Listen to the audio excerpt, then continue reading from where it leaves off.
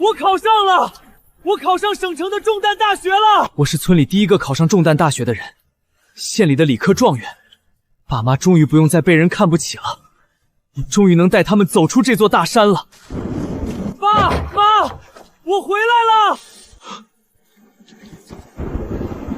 哎呦，我的腿！妈，怎么了？爸怎么了？小风啊，你爸他为了多砍几捆草，去集市上卖了给你凑学费，天黑路滑，从老鹰墩崖上摔下去了。爸！村里的赤脚医生说，骨头断成了3节，这腿保不住了，必须连夜送县医院打钢钉，不然你爸这辈子就只能瘫在床上了。那还等什么？去医院，借拖拉机去医院啊！拿什么去啊？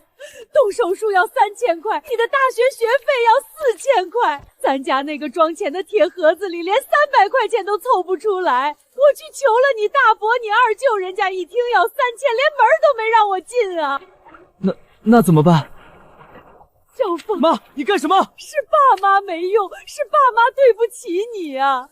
你爸是家里的顶梁柱，这腿不能不治啊，要不然家里的地也没人种了，还得还债呢。小凤，要不咱还是认命吧，这大学咱不念了。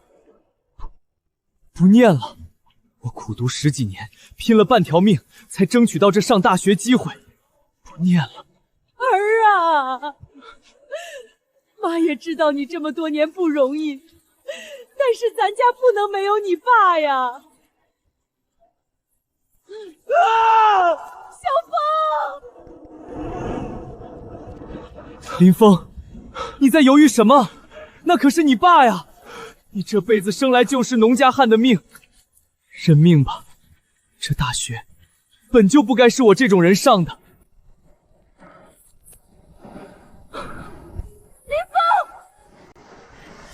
林峰，你干什么？你疯了是不是？你知不知道你为了上这个大学吃了多少苦？你竟然想把它撕了，你对得起你自己吗？那我还能怎么办？我爸的腿断了，我妈给我磕头让我认命，家里连几百块钱都拿不出来，我拿什么去读大学？难道我要看着我爸瘫在床上等死吗？这大山我出不去了。林峰，你看着我。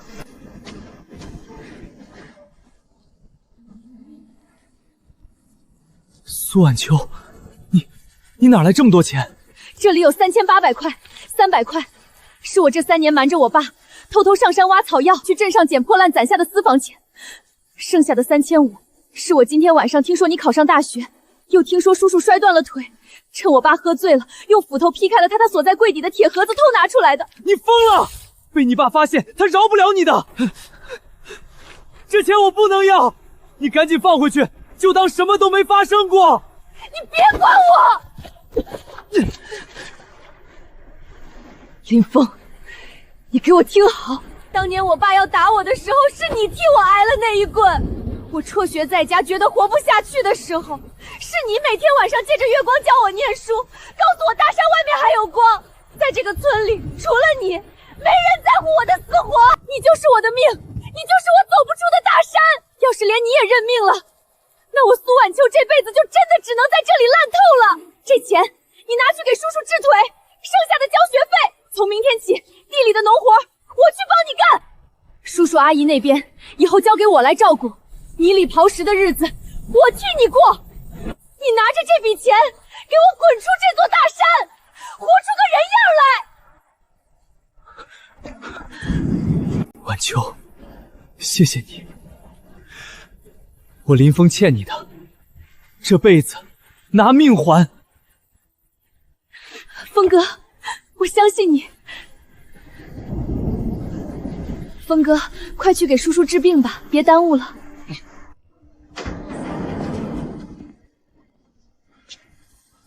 腿保住了，但以后走路恐怕离不开拐杖。那晚的雨成了我这辈子最深的烙印。从那天起，我们2个人的命运被紧紧绑在一起。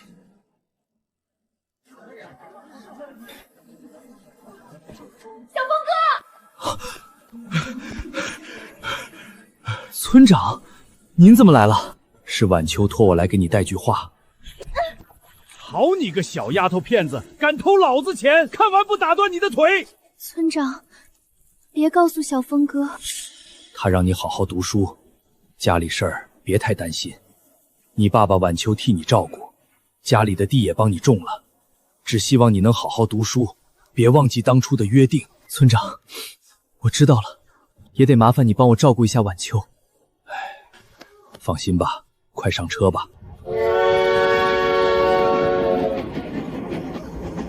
晚秋，等我。我在大学的4年，活得像一条拼命护食的野狗。我没有假斯文，也没有城里同学那种风花雪月的青春。我每天的生活就是教室、图书馆，还有各种能赚钱的兼职。我在食堂后厨洗过堆成山的油泥盘子，在零下10几度的街头发过传单，甚至去建筑工地上给人扛过水泥。我拼了命的赚钱，不仅仅是为了自己的生活费，为了还债，更是为了那个还在大山深处替我受苦的女孩。那4年里，支撑我熬过所有白眼和疲惫的，是晚秋每个月寄来的一封信。小峰哥，你寄回来的钱我偷偷塞给阿姨了，你别老寄钱，城里花销大，你得多吃肉。小峰哥，今年家里的玉米收成好，我帮你家收完了，全挂在房檐下晒着呢。叔叔的腿遇到阴雨天还是疼，不过我用你教的方法给他热敷，很快就见好了。小峰哥，昨天我在后山采药回来，看到城里人开着4个轮子的小轿车来村里，真气派。等你以后出息了，肯定也能坐上那样的小车。你好，这个麻烦帮我包起来。好的，先生。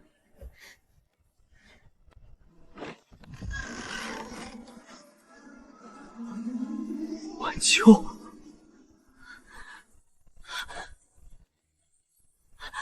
小峰哥。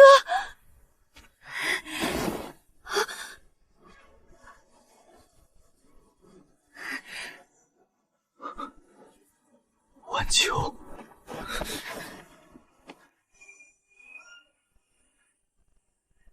一定很疼吧？晚秋，辛苦你了。不疼的，都习惯了。晚秋，还有1年，等我毕业了，拿到大公司的 offer， 我就回来接你，我们结婚。我林峰这辈子绝对不让你再吃一点苦。我等你。那个大雪纷飞的下午，是我前20年人生里最温暖的一天。可是，命运似乎总爱跟人开玩笑。大4下半学期，我凭借极其优异的专业成绩，破格拿到了沿海一家顶尖金融机构的录取通知。在那个年代，这是一笔足以让全村人惊掉下巴的巨款。我兴冲冲地写信回去，告诉晚秋这个天大的好消息。可是，我没有等来回信。1个月过去了，2封3封信寄出去，全都石沉大海。我感觉事有蹊跷，便打电话给村长。村长总是支支吾吾，说苏家最近事多，苏晚秋不在家。一股强烈的不安像毒蛇一样缠绕着我的心脏。毕业典礼当天，我再也压抑不住内心的不安，拿着签好的3方协议，直接买了一张站票，坐了30个小时的火车，疯了一样赶回了老家。妈，晚秋呢？她怎么不给我回信？儿啊，你回来晚了。晚秋她昨天被人接走了。接走了？谁接的？接去哪儿了？嫁人了！苏大琼那个王八蛋，为了给他小儿子在县城买房娶媳妇，硬生生把晚秋嫁给了邻镇的孙大友。怎么可能？晚秋不可能答应的。他不答应有什么用啊？苏大洋收了孙大友10万块的彩礼，10万啊！前天晚上，晚秋被他爸关在柴房里饿了1天1夜。昨天是被孙大友带来的人塞进小汽车里带走的。晚秋上车的时候还在喊你的名字啊！小峰，你不能去啊！孙大友手底下有一帮工地的流氓，你斗不过他们的。爸，晚秋对咱家有恩，死我也要把他带回来。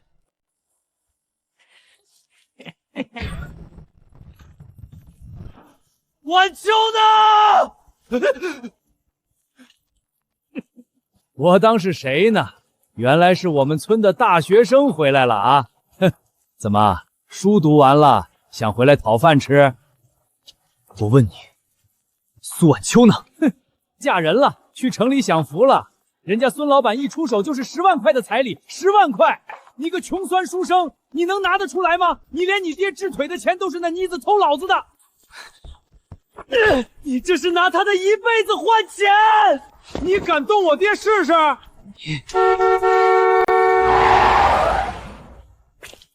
爹，听说有人来砸场子，哟，这就是我们家晚秋天天念叨的那个大学生啊，看着也不怎么结实。你把晚秋弄哪儿去了？小子，别怪我没提醒你，苏晚秋现在是我明媒正娶的老婆，结婚证都领了，你算个什么东西，也敢跑到我家来要人？他是被逼的，被逼的，搞笑！我花10万块钱彩礼娶的，我老丈人亲自点的头，怎么你不服气？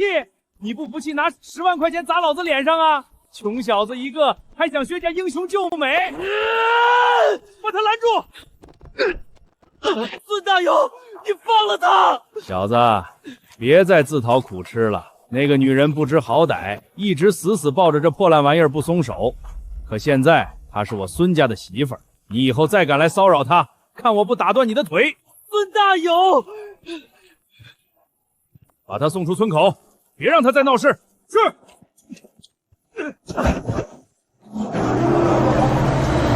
杨静林芳，你现在一无所有，没钱，没势，没资格把她带回来。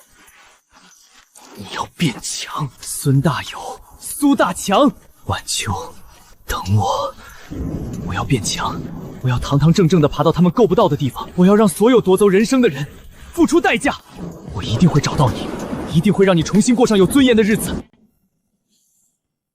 现在省城这些高楼里，至少1/3的产业都在顶峰资本名下。26年，我像疯子一样往上爬，把当年看不起我的人一个个踩了回去。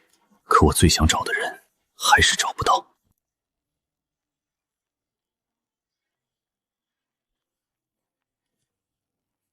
林董，苏晚秋的线索又断了。怎么回事？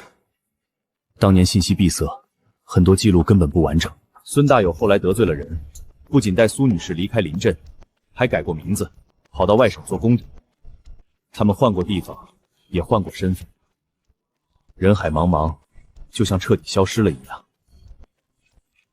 继续找，是，不惜一切代价也要找到他。这26年，我唯一能留住的，只有这条被我洗净却依然残破的红围巾。还有这块绣着风字的旧手帕。林董，今晚的应酬您喝了不少酒，胃又不舒服了吧？要不要停下车，去前面买点热汤暖暖胃？行，去吧。这个背影像极了当年雪地里劈柴的他。去吧，随便买点什么。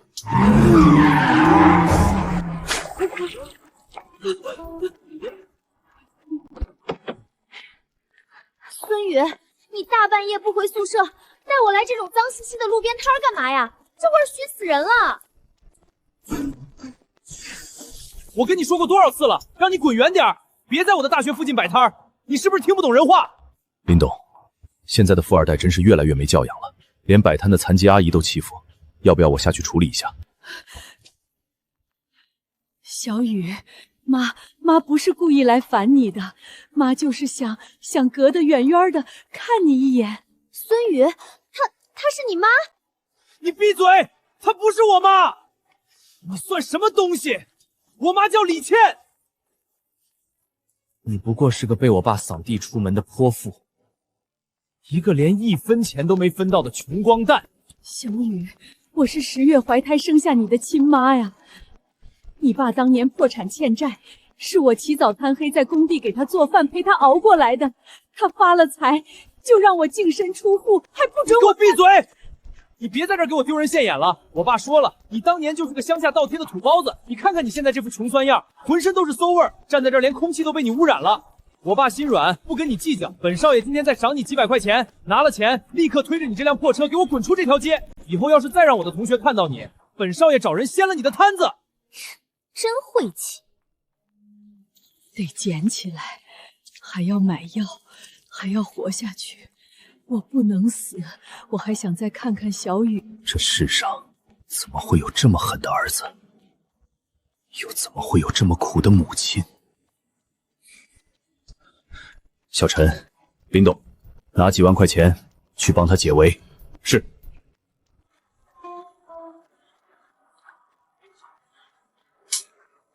不可能，那块手帕，26年前黑龙河边，他用来包着3800块钱塞进我手里的那块手帕。你要是敢向这该死的命低头，我苏婉秋第一个不答应。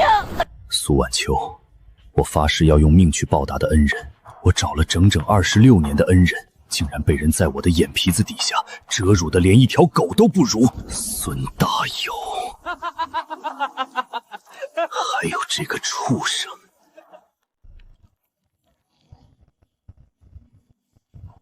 我找了他26年，不是为了看他跪在泥水里，被你们父子这样糟践。林董，您怎么了？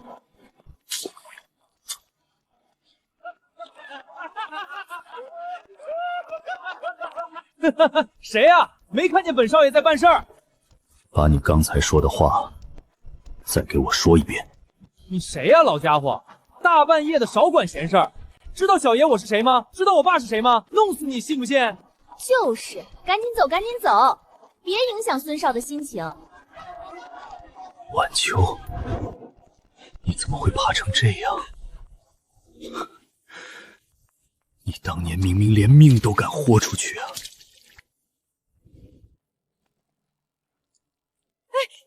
你这是干什么呀，老板？对不起，老板，我马上走，我马上就把车推走，您别这样，我不挡您的路，我真的马上走。晚秋，他们这些年到底把你逼成了什么样？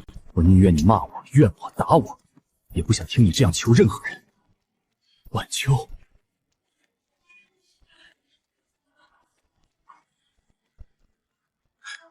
晚秋，你到底吃了多少苦？这手还是当年那双手吗？小峰哥，是我。不，你认错人了，我不是苏婉潇，你认错人了。小峰哥，你走吧，别看我，我现在好丑，太脏了，你别看我。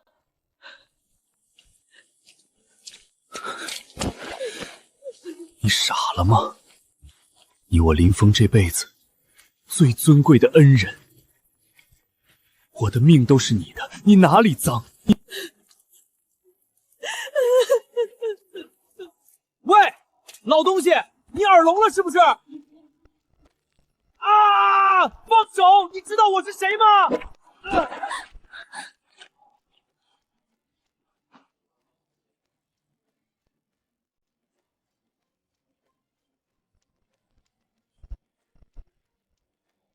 你是谁？说来听听。我爸是孙大友，天成建材的老总。我爸现在身价上亿，他今天正在跟省里最大的顶峰资本谈一笔几千万的融资。等这笔钱一到，我爸弄死你就跟碾死一只蚂蚁一样简单。顶峰资本，他居然拿顶峰资本威胁顶峰资本的董事长。孙大友，好，很好。26年了，老天爷终于开眼，把你们这对父子主动送到了我的案板上。小陈，放开他。是，林董。怎么，现在知道怕了？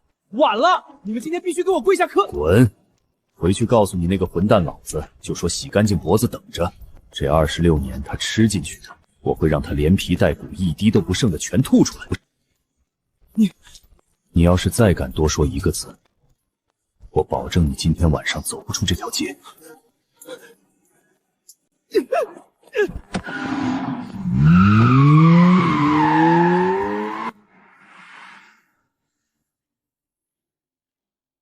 小峰哥，你快走吧。孙大友现在真的很有钱，他认识很多社会上的坏人，你斗不过他的，会连累你的。晚秋，26年前你用3800块替我挡住了绝境，今天我用整个商业搏击帝国替你撑腰。从现在起，只要我不点头，这世上就算是阎王爷也休想再动你一根头发。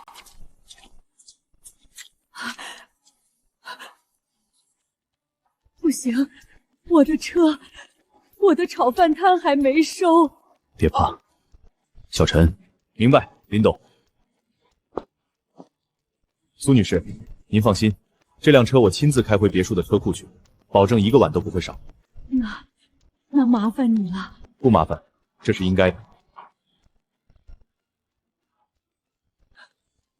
晚秋，坐过来一点，不冷吗？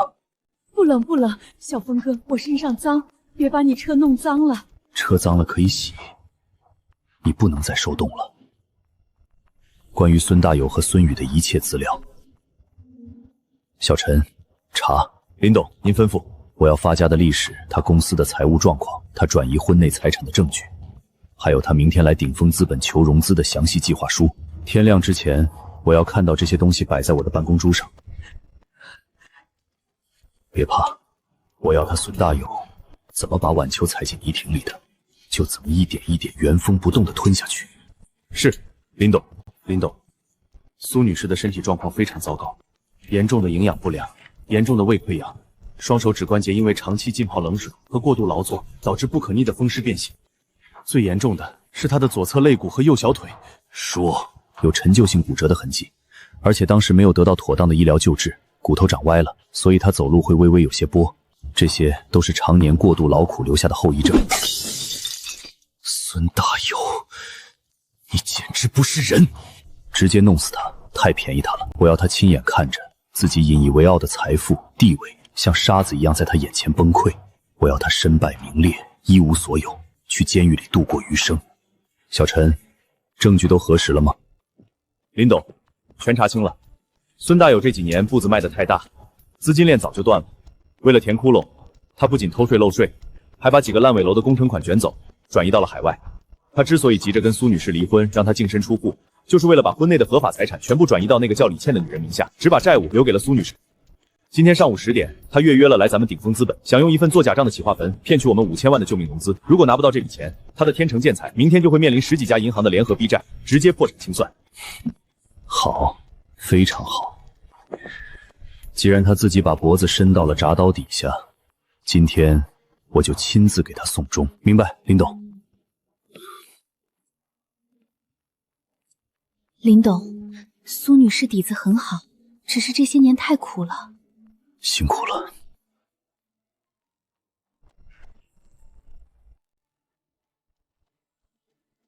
晚秋，小峰哥，这衣服太贵了，我穿不习惯，要是弄坏了，我赔不起的。瞎说，这衣服就是为你量身定做的。苏晚秋，你记着，从今天起，你不需要再向任何人低头。你是我林峰的恩人，这世上最好最贵的东西，你都配得上。小峰哥，我现在这样真的配吗？配。不是衣服让你贵，是你本来就贵。晚秋，跟我去一趟公司。26年前，你替我扛起了命运的毒打，今天我要你亲眼看着，我是怎么把那些把你踩在脚下的人打进18层地狱的。看着我，晚秋，这一次不是你一个人面对他。好。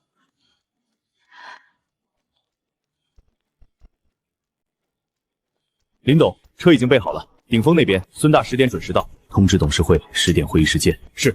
晚秋，今天之后你不会再怕的。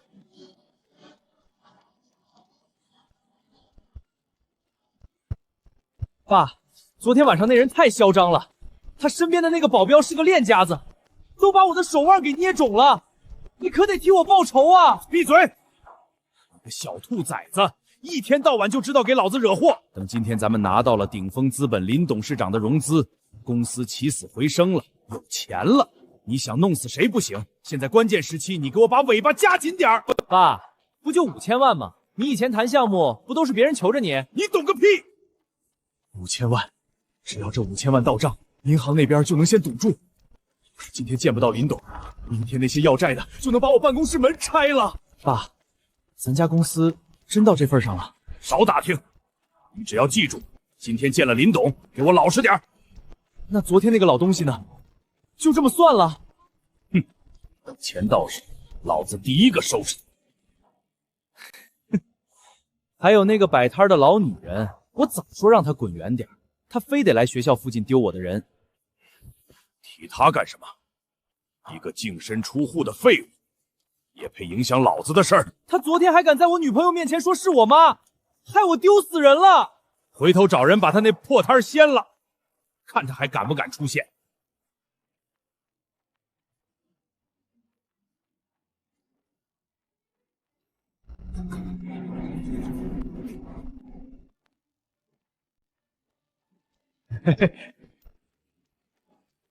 孙总，哎呦，陈特助，辛苦辛苦。我们董事长到了，正在顶层的1号会议室等你们，请跟我来吧。快跟上！爸，这陈特助架子挺大呀。闭嘴！丰资本的人随便一个都不是你能得罪的。还想着融资？等会儿进了会议室，希望你们还能笑得出来。林董事长您好，我是天成建材的孙大友，久仰您的大名，今天终于有幸见到您了。听说您有意向投资实体建筑行业，我给您带来了我们天成建材未来5年的企划书，保证让您的投资获得100倍的利润。100倍的利润？孙老板做生意的本事我没见识过，但你转移婚内财产、隐瞒真实债务、提交虚假材料的本事，我倒是如雷贯耳啊！林董，您这是哪里的话？是不是有谁在您面前嚼舌根了？我孙大友做生意向来清清白白。清清白白。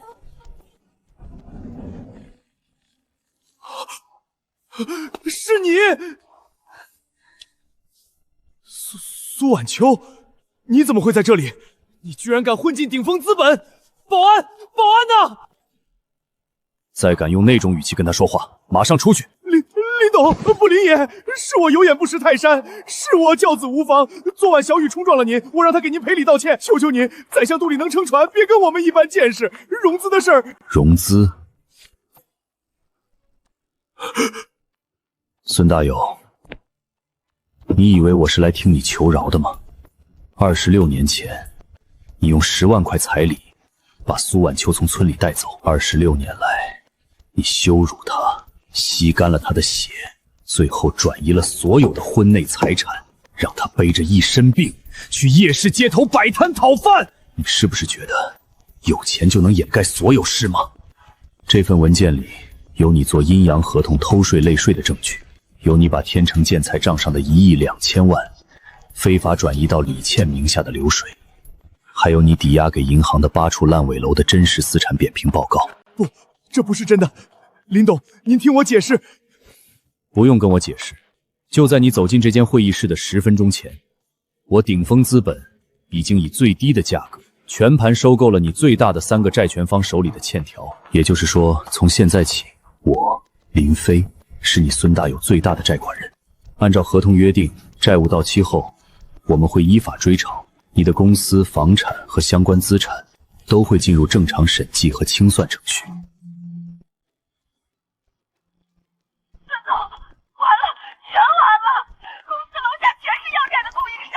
银行的人已经把咱们的大门贴了口账了。李倩那个女人，她拿着护照跑了。苏晚秋，我错了，一日夫妻百日恩啊！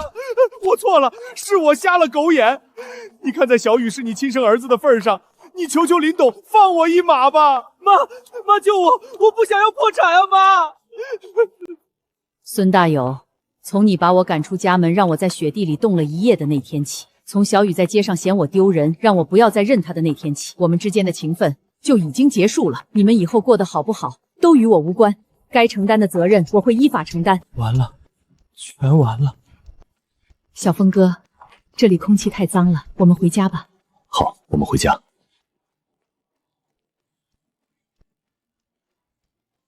苏女士，今天手指还疼吗？比以前好多了。以前一到阴雨天，疼得连筷子都拿不准。您底子亏得太厉害，急不得。现在能恢复到这个程度已经很好了。林董，今天怎么样？苏女士的恢复情况非常好，现在的气血已经养回来大半了。辛苦了，你们先下去吧。林董，大门外的安保人员汇报，有个叫孙宇的人已经在咱们半山别墅区的大门外等了3个小时了。他说要是见不到他妈，他就一直不走。他怎么找到这里的？孙大有名下资产被法院依法执行，用于偿还债务。孙宇不仅从富二代变成了穷光蛋，还被一些债主催着还钱。他那个女朋友早就卷了身上的一点现金跑了。这小子走投无路，一直在街头流浪，估计是通过以前的熟人才打听到您住在这里。让他走吧，如果继续扰乱秩序，就报警处理。等一下，小峰哥，让他进来吧。苏晚秋，你没必要再见那种人，平白脏了你的眼睛。他毕竟是我的儿子，有些事，有些因果，必须由我亲手来做个了断。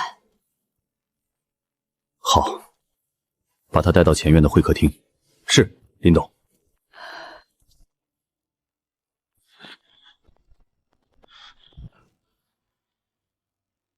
妈，我终于见到您了。妈，我错了，我知道错了，我不是人，您救救我吧！那些要债的天天追着我，我快被他们烦死了。妈，你现在这么有钱？妈，您现在过得这么好，您不能跟我身上流着您的血啊！您现在住着这么大的房子，随随便便指缝里露出一点，给我个几百万还债，再给我买套房子，我就能重新活个人样了。妈，您不能见死不救啊！我是您唯一的儿子。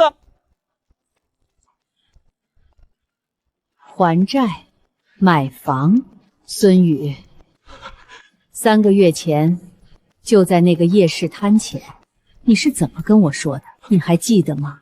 你说我让你丢人，你说我不配出现在你的同学面前。妈，你把钱扔在地上，让我拿着钱离开，以后不要再说我是你妈。对，那是我当时鬼迷心窍，是我爸，是孙友教我这么说的，是他说您不配当孙家人，我真的知道错了。您打我骂我，只要您消气，让我干什么都行。别再拿别人当借口，你已经22岁了，是成年人了，你说出口的话，做出来的事都该自己承担。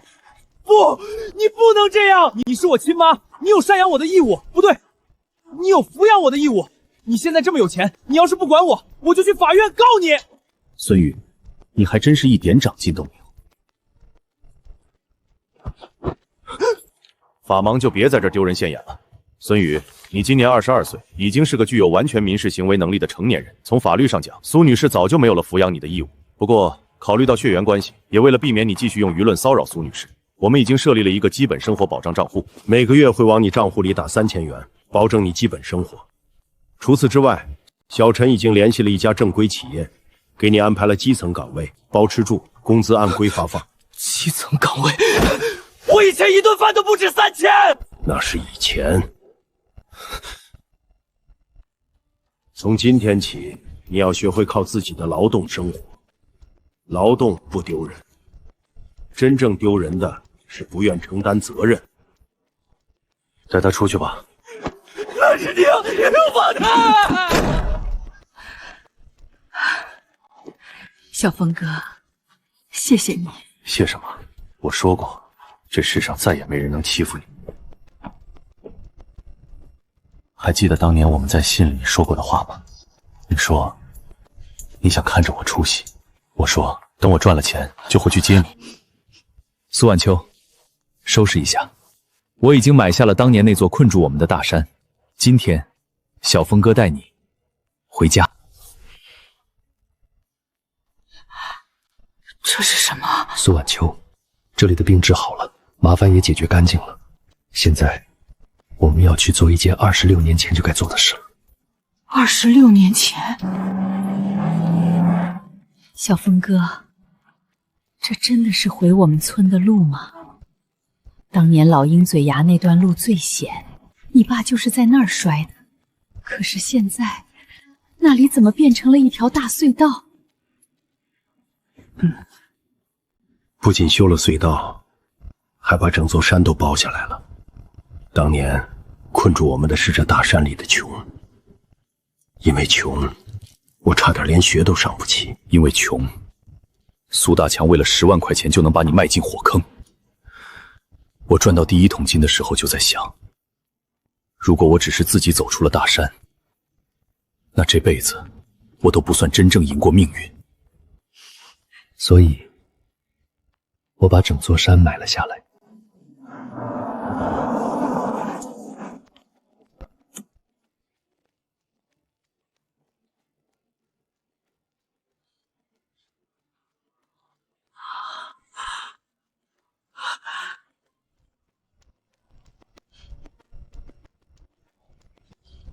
哎呦，是林董回来了！林董，您可算回来了！今年咱们农庄的生态水蜜桃又拿了全国金奖，大家都等着您回来主持庆功宴呢。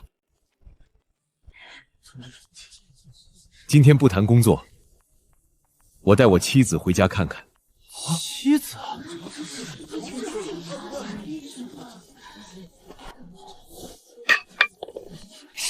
是苏屠夫家的那个丫头，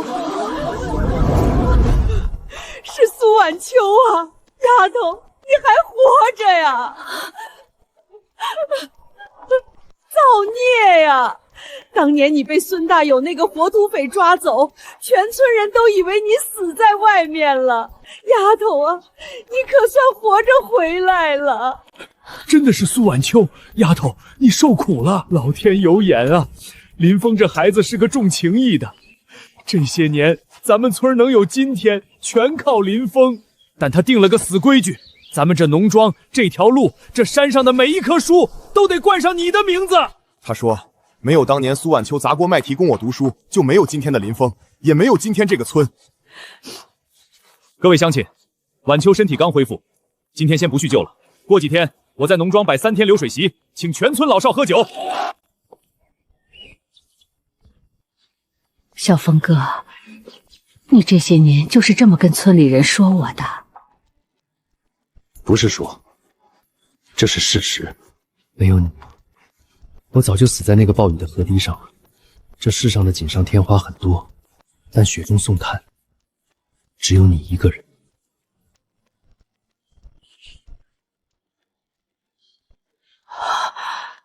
这是……打开它。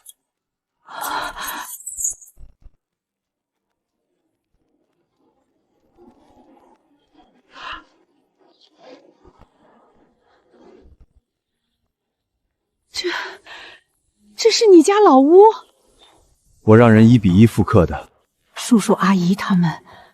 我爸妈在10年前就去世了，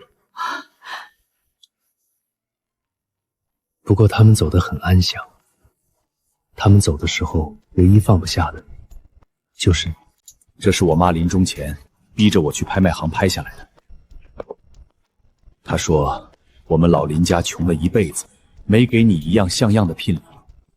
这对镯子是她留给未过门的儿媳妇的。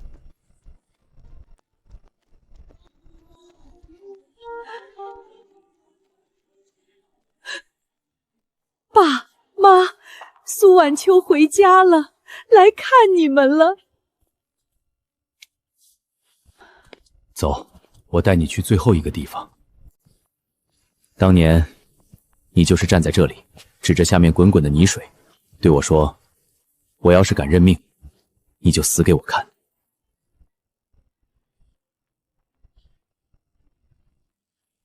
你一直留着？不仅留着，我还用它装了我这辈子最宝贵的东西。